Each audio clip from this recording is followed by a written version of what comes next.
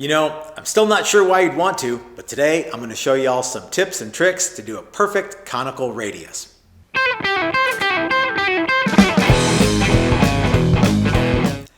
Hey everybody, this is Matt and we're at Texas Toast Guitars. Thanks for watching. So I have been a fairly outspoken proponent of the 12-inch and 10-inch radius.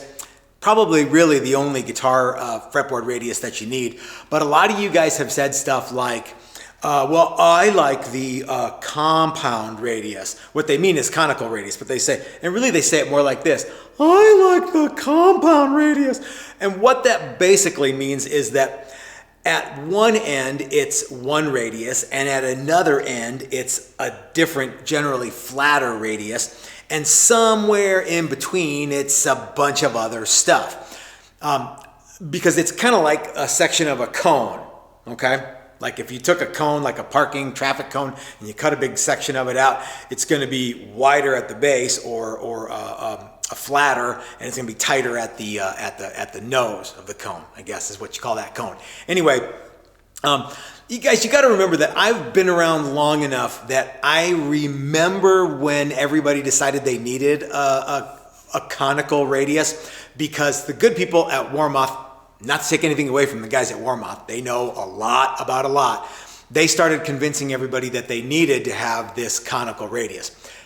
And I know what you're thinking. There were guys who did it before Warmoth, you know, Jackson and Charvel, those dudes, they did all that stuff. Got it. But really, in the mid to late 80s, everybody wanted a conical radius, even though Warmoth called it a compound radius, mostly because they saw that Warmoth ad, okay? And that's cool. I was one of those people too. But remember, I've been around long enough to remember that all the coolest guitar stuff was recorded with guitars that had straight radius, not a conical radius. But you know what, guys? I just won't be able to convince everybody now, will I? So I thought I would show you guys a handful of cool tricks that if you decide you want to have a conical radius, you can call it a compound radius. If you decide you want one, here's some tricks and some tips to help you make sure that you get a good one, okay? So, as always, you're gonna need to buy some tools. To me, that's a cool thing. I love buying tools, okay? Can you do a good conical radius with sanding blocks? I'm gonna say no. I'm sure somebody can, but for the most part, no, you can't. Because the idea is, like I said, today we're gonna do a 10-inch radius at the nut and a 16-inch radius at the heel of the neck. And remember that it's as it progresses, it's gonna go from 10 to like 11, 12, 13, 14, 15, and then finally 16. And then in between all those numbers, there's gonna be half radiuses and that kind of thing. So it's not like it's 10 and then it becomes 16. You could do that with blocks. That would actually be a true compound radius, okay? And that'd be fine, but that's not what we're doing. That's not what anybody actually wants. What they want is a conical radius. Okay, so anyway, I've got a neck here. It's dead flat. This has what I call the infinity radius. Patent pending by Texas Toast Guitars. Okay, so it's dead flat. It's ready to get the radius, and we're gonna do a conical radius. Like I said, it's gonna be 10-inch radius at the nut, 16-inch radius at the heel, give or take, and a bunch of different stuff in between. I'll show you guys all that here in a second. I've got my sanding jig all jigged up with 10 and 16. Let's move the camera and I'll show you a little bit about what that's gonna look like, okay? Actually, we don't have to move the camera just yet. So you see my jig here. You'll notice that this, in my left, your right, that rig is, or that little pivot point is at my 16-inch hole, and in my right hand, your left, would be my pivot point at the 10-inch. So it's actually gonna it's gonna pivot like this, not go straight back and forth, okay? Now let's move the camera. All right, when you're putting your neck on this, you have to remember which side is the 10 and which side is the 16, because you don't want to have a conical radius backward, I don't think, okay? I've got some pins in my neck right here, and they are going to index on some holes that I have drilled into my extension block here and hold my neck perfectly in place. You know what, a little double stick tape though wouldn't hurt. All right, so dig this, y'all. I've got my 10-inch pivot on my headstock end. I've got my 16-inch pivot on my heel end. And when I turn this thing on, you're gonna see it actually move like the negative of a cone. And I'm gonna make this dance too.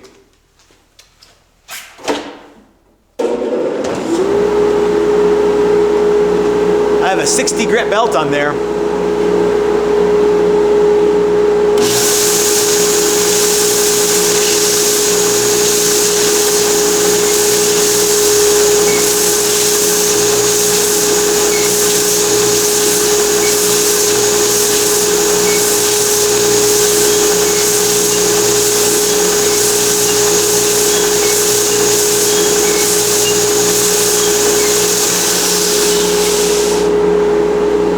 The 60 grit stuff is done. Now I'm going to clean up all the 60 grit scratches with a 150 grit belt.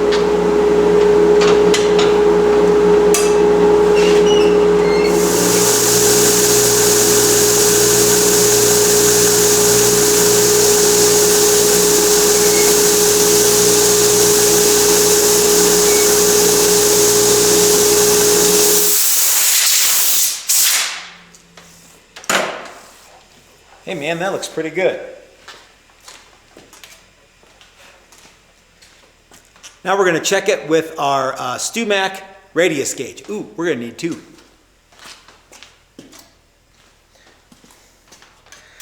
So down here, right at the nut, that is right on the money, 10 inches. And down here at the heel,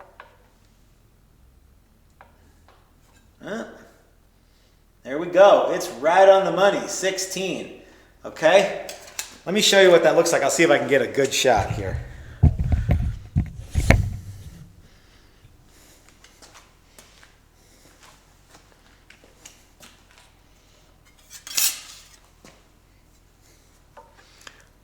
Okay, there's the 10.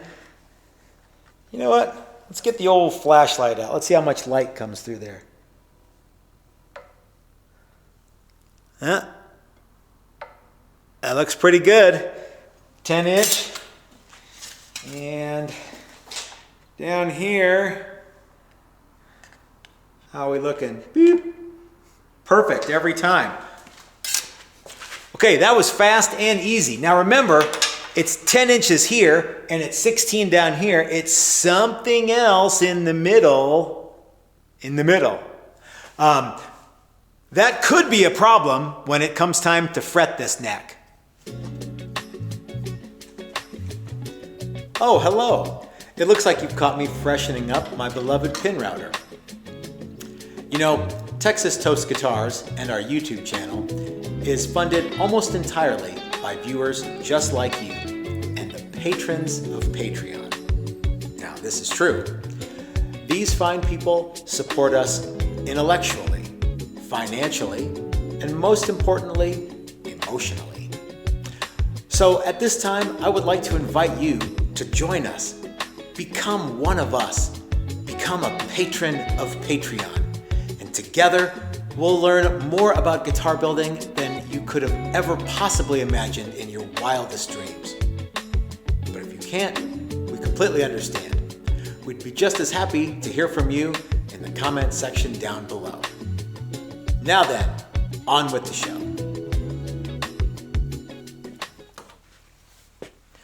Okay, because we use an arbor press to press in our frets and not a hammer to bash them in like some sort of roofing contractors, we need to make sure that we have a fret press call that matches the radius of the fretboard.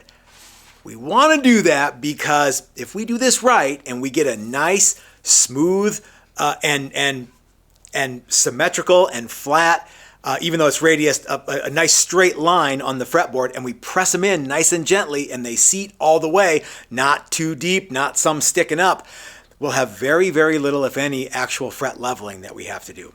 You always have a little bit, okay? So one way to do that is you can buy, in this instance, you'd need 21 different fret press calls.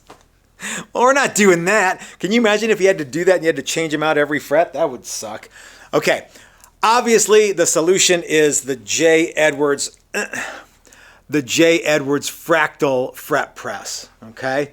And if you don't have one of these, you can go to StewMac. I like this one here. In fact, this is a StewMac labeled one. You can see it in the camera there.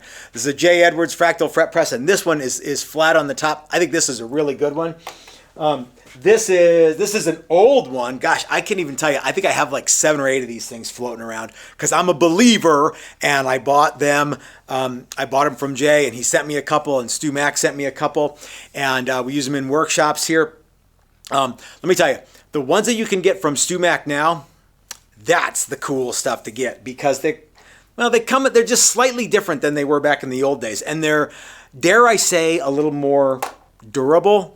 Okay, so get you one of those.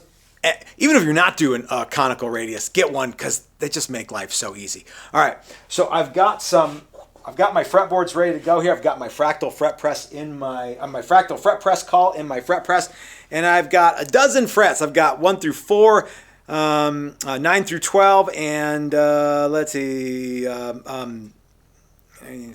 18 through 21, okay? And we're going to press them all in, and we're not going to change the fret press call because the fret press call articulates along the fretboard no matter what the radius of the fretboard is. What's cooler than that? Nothing. All right, I got the camera zoomed in. We're going to press these dudes in, and we're not going to change anything. And hopefully you'll be able to see the fractal fret press do its fractalating. Okay, I'm going to squeeze some. Dang it. I'm going to squeeze some of this StewMac number 20 super glue in my fret slots because it's the best. And if you don't use number 20 StewMac super glue, we can still be friends, just not very good friends.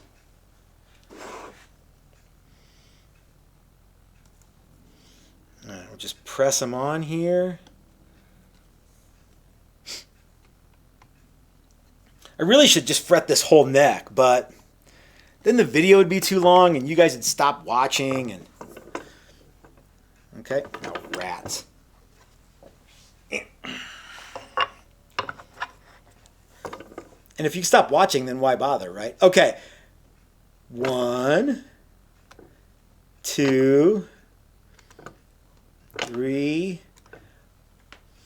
Okay, after you get the middles pressed down, I like to go back and just kind of touch the edge just to make sure. These first 4 frets, there's really no need to do it because the fret press almost covers the whole thing. But as you get down to the other frets, it's going to be more of a deal, okay? All right, let's do the middle section now. Hopefully we're still rolling.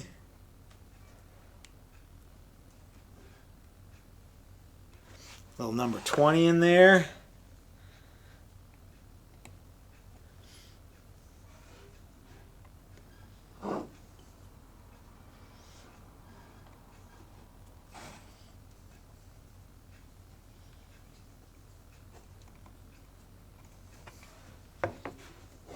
Okay.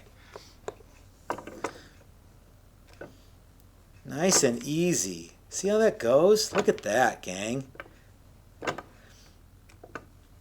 And it doesn't matter what my radius actually is because the fractal fret press, like I said, it articulates to exactly match the radius. Okay? Somebody asked me, or they said, you need to have a stop built into your fret press arbor. And I'm like, that's the dumbest thing I've ever heard. Okay? You want to just know how to do it. Don't go seeking for a hardware solution to a software problem, okay? The fractal fret press is hardware enough for what we're doing. We don't need to further complicate everything by, trying to make it to where it completely eliminates the human error, right? If you have a hammer, you need to learn how to use the hammer. The hammer is the tool, and you are the guy using the tool, and you need to learn how to hammer nails. If you, you know what I mean? That's why no one has built a hammer with a stop on it. I mean, I guess there's probably air nailers that kind of have a depth. a depth thing, but you guys see what I'm getting at here, right? Okay. All right, gang. I'm digging that. Let's see where we are. Are we going? Okay. All right, so there we go. We've got a dozen frets pressed into this. Like I say, I probably should have just done the rest of them, but I didn't want to make this video be too long. And if you look, like all these frets are exactly pressed in perfectly. I get it. These will go in later. I'll do that on Monday. I'm giving you guys a video on the weekend. Stop haranguing me. Okay. You'll notice that at no point is there any gaps. They're not crushed in. They're exactly perfectly pressed in. And we didn't have to change the clamping call, I'm sorry, the fret press call, because it articulates. So if for some reason you want to have conical radiuses be your thing, cool.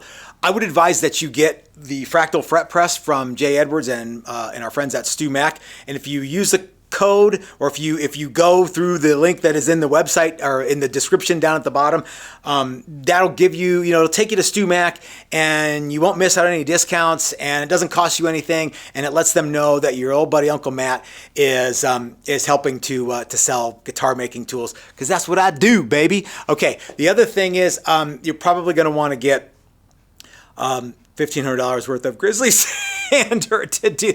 Doc, if you're watching, you should just buy that tool anyway. Okay. If you don't want to actually do your fretboards, I'm sure that you can buy conical radius pre-slotted fretboards and then just get you a Jay Edwards fret press. But if you're really serious about building guitars, you're going to want to have a way to do the radius. And there is no better way than that. Than the articulating sander. And you don't have to leave it set on 12. Like I said, you can do 10 to 16 or anything in between, and it'll do it. I just showed you how, okay? So guys, again, thank you to our friends Stuart. Thank you to our friends at Stu Mac, at Stuart McDonald. Thanks to Jay Edwards for really hipping me to what the fractal fret press is all about.